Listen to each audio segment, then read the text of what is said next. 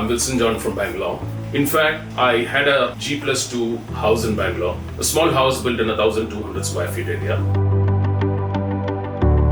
where I was looking for a home lift. I sent emails and messages to a couple of companies, and few responded, few didn't.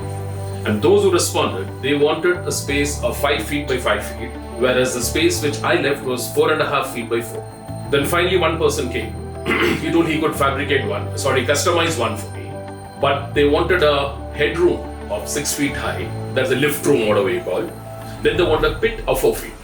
Then I was not impressed with it, with their plates, the belt and all that. Finally get a space of the cabin would be 2.5 feet by something, which I was not.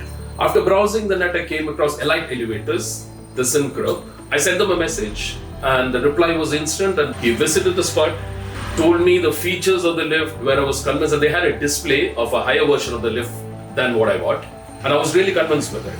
And this Krip Elite Elevator, they didn't want a pit of 4 feet depth. They didn't want a lift room. All that, I was surprised to see, it just has a piston behind, and they need a small space behind the lift where they keep that hydraulic oil pump and a motor, which is the size of the basic 2 batteries and an inverter what you have at home. This is what is Elite. And as much as the safety features are concerned, once in case the power goes, that showed me a backup battery. You just have to press a button, it comes and lands in the next floor. And as far as safety is concerned, you don't have to worry at all because it's TUV and ISO certified. And if I have to describe Elite Elevators, this in one word, it is just mind-blowing. You can go for it.